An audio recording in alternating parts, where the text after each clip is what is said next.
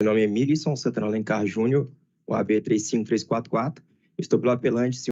Inicialmente, cumprimento aos nobres desembargadores dessa colenda turma, advogados, servidores e estudantes aqui presentes. Bom, Excelência, aqui a parte autora ela ingressou com uma ação com base já na lei do superendividamento, que é a lei 14.181, onde ela visa ali a criação de um plano de pagamento, ou seja, um plano de pagamento que ele consiga pagar todas as suas dívidas no prazo máximo de 60 meses e de uma forma ali que preserve o seu mínimo existencial. No entanto, Excelência, o meritíssimo juiz ele julgou totalmente improcedente os pedidos, primeiro por entender que a Lei 14.181 ela não se aplica aos contratos anteriores à vigência da Lei 14.181, ou seja, os contratos anteriores a 2 de julho de 2021, ele excluiu da repactuação dos contratos. O juiz também ele indeferiu, ou ele julgou improcedente os pedidos, por entender também que deve ser aplicado o decreto 11.150 no seu artigo 3º. É aquele decreto que definiu como mínimo existencial R$ 303. Contudo, a parte autora entende que essa sentença ela não merece prosperar. Pelos principais pontos que eu vou sustentar aqui nesta sessão. Primeiro ponto é o seguinte, traga aqui uma reflexão. O Brasil ele demorou bastante tempo para ser criado uma lei que resolvesse a situação de quem estava superendividado. Outros países, como por exemplo França, Estados Unidos, há décadas existem leis especiais para resolver a situação de quem está superendividado, principalmente pessoa física. Aqui no Brasil já existia a lei para resolver a situação de empresas, pessoas jurídicas. Porém, aqui demorou praticamente 20 anos. Os primeiros estudos que tratavam sobre superendividamento começou no ano 2000, pela professora Cláudia Lima Marques. Depois, no ano 2004, se não me engano, a juízas Karen Bertocelli e Clarice Costa de Lima, ela criou um projeto onde ela buscava ali a criação de um plano de pagamento. E esse projeto, inclusive, ele serviu também como base para a criação dessa lei que está aqui em discussão, que é a Lei 14.181, que ela tem inspiração no sistema francês, onde realmente visa ali a criação de um plano de pagamento de uma forma ali de resolver a situação de quem está sobreendividado. Então, foram 20 anos de discussões buscando uma forma ali de solução da vida de quem está sobreendividado, os consumidores especialmente. E no ano 2020, 2021, até mesmo em razão da urgência, em razão da pandemia que instaurou em todo o mundo, foi aprovada a Lei 14.181, quando a gente pensou que, de fato, iria resolver a situação de quem estava sobreendividado. E, de fato, vinha resolvendo. Foi uma lei que foi criada, onde tem os seus procedimentos que deveriam ser seguidos, para realmente ser criado um plano de pagamento. Porém, Excelência, o que vem acontecendo muito é que os juízes, principalmente de primeira instâncias, eles seguem o procedimento que estão previstos no artigo 104A e 104B, que é justamente o caso dos autos. Então, a parte autora, na sua apelação, ela apresenta a primeira preliminar, que seria a violação ao 104B, porque, de fato, foi marcada a audiência de conciliação para que a parte autora ela apresentasse uma proposta de pagamento. O artigo 104 é muito claro, a parte autora cabe apenas a apresentação de uma proposta de pagamento, que não se confunde com o plano judicial compulsório.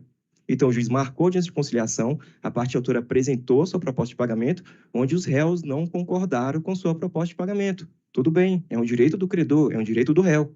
Logo em seguida, a parte autora solicitou a instauração do procedimento do 104B. E o 104B, no seu caput de excelência, ele é muito claro. Deve ser instaurado o procedimento de repactuação dos contratos a pedido do consumidor quando não há acordo na audiência de conciliação. E foi justamente o que aconteceu. Não houve acordo na audiência de conciliação e a parte autora solicitou a instauração do procedimento 104B. Porém, o meritíssimo juiz, ele não instaurou o procedimento, ele simplesmente abriu prazo para contestação, depois réplica, apresentação de provas, e ao final ele julgou improcedente os pedidos sem instaurar o procedimento 104B. Muito embora a parte autora, por diversas ocasiões, ela postou petições nos autos pedindo a observância da Lei 14.181. Porém, o juiz ele julgou improcedente sem instaurar o procedimento 104B. E essa egrégia corte, excelência, ele já vem consolidando entendimento que é uma obrigação legal do magistrado ele instaurar o procedimento 104B. Eu vou citar aqui apenas 2 emendas. Por exemplo, aqui, é da 4ª turma, onde a desembargadora relatora é a doutora Lucimeire Maria, é o acórdão 16.43.147, vou citar apenas o trecho aqui que ela diz: não se cuidando de faculdade atribuída ao órgão julgador, mas o verdadeiro dever fazer desde que requerido pelo consumidor. Então, nesse julgado, a doutora relatora ela anulou a respeitável sentença por não ter instaurado o procedimento do 104B. Um outro julgado aqui, que é do doutor relator Romeu Gonzaga Neiva, da 7ª turma, ele entendeu no mesmo sentido. Agiu o magistrado de piso em erro improcedendo ao julgar extinto o processo por não ter observado o plano de renegociação trazido pela parte autora, de acordo com o parágrafo artigo 4º do artigo 104B, uma vez que, fazendo isso, impediu que livremente pudesse negociar com os credores o pagamento de sua dívida na audiência de conciliação, tolhendo o procedimento especial na fase inaugural do seu artigo 104B. Então, também nesse julgado, o doutor relator Romeu anulou também a sentença por não ter instaurado o procedimento do 104B. Então, em sede preliminar, a parte autora ela pede que seja cassada a respeitável sentença para que o processo retorne para a primeira instância para que seja instaurado o procedimento do 104B. E no mérito, excelência, o meritíssimo juiz, ele também julgou improcedente por entender que a lei não se aplica aos contratos anteriores à Lei 14.181. Mas não é isso que estabelece o artigo 3º. O artigo 3º estabelece que, de fato, são válidos negócios, porém, os contratos realizados anterior à lei, ele deve se submeter à Lei 14.181. E o artigo também, 1º do CDC, também estabelece que o CDC ele é uma norma de natureza de ordem pública e interesse social. Então, é obrigado, sim, o meritíssimo juiz, ele, em todos os contratos anterior ou posterior à Lei 14.181, a observância da Lei 14.181. Então, não deveria ter excluído os contratos anteriores à Lei 14.181. Todos os contratos deveriam ter sido analisados e repactuados para os fins de configuração ou não do seu mínimo existencial. Outro ponto também é que o meritíssimo juiz ele entendeu que a parte autora, quando contratou os empréstimos, ela já contratou os empréstimos sem intenção de pagá-los. Porém, não é isso, excelência. Já existe um tema pacificado pelo STJ, que é o tema 243, que a boa-fé é presumida. Então, caberia aos bancos comprovar se houve má-fé ou boa-fé da parte autora na contratação dos empréstimos. Até mesmo porque boa parte dos empréstimos contratados são, na verdade, portabilidades e renegociações. Então, a parte autora ela vem nos últimos anos fazendo portabilidades e renegociações com a intenção de pagar os próprios bancos e não com a intenção de deixar de pagá-los. E outro ponto também se mostra contraditório a respeitável sentença, o meritíssimo juiz entender que a parte autora ela não tinha intenção de pagar os seus credores. Muito pelo contrário, ela ingressou com a ação justamente com a intenção de pagar os seus credores. É por isso que ela ingressou com essa ação judicial. Ela quer que seja criado um plano de pagamento para que ela possa pagar todos os seus credores de uma forma que não viole o seu mínimo existencial. Então, o entendimento do magistrado se mostra totalmente equivocado. Outro ponto, excelência, é que a parte autora, além de comprovar a sua boa-fé, que ela é presumida de acordo com o tema 243 do STJ, ela também comprovou que ela está superendividada. Foi demonstrado todas as suas dívidas. Ela ingressou com a ação contra todos os credores de dívida de consumo, exceto aqueles que estão previstos no artigo 104A, parágrafo 1º, que exclui da repactuação, que são os financiamentos de veículo, financiamento de imóvel, crédito rural e etc. As demais dívidas foram integradas no processo e ela pediu repactuação. Comprovou que todas as suas dívidas comprometem mais de 70% da sua renda e o que sobra de salário ela não consegue pagar suas despesas essenciais. Está violado, sim, o seu mínimo existencial e também sua dignidade da pessoa humana. Muito embora se entender que deve ser aplicado o decreto 11.150, excelência, a gente não pode esquecer que esse decreto 11.150 já tem duas ações que discutem no STF se esse decreto é ou não constitucional. E a própria AGU já deu um parecer favorável, entendendo que o decreto 11.150 ele é inconstitucional, por violação a diversos preceitos estabelecidos na Constituição Federal, e também por violar a própria Lei Federal 14.181, porque, por exemplo, ela retirou da repactuação dos contratos os empréstimos consignados, enquanto a Lei 14.181 estabelece que deve ser incluído na repactuação do contrato todas as operações de crédito. Então, o decreto 11.151, ele é inconstitucional e a tendência vai ser o STF, nos próximos meses, nos próximos dias, a qualquer momento, declarar que o decreto 11.150, ele é inconstitucional.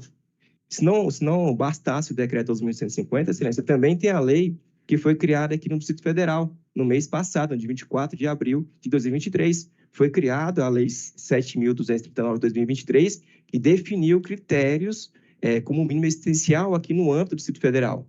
Então, de acordo com essa lei, no seu artigo 2º, parágrafo 1º, estabelece que os empréstimos consignados debitados na conta corrente não podem comprometer mais do que 40% da renda do consumidor.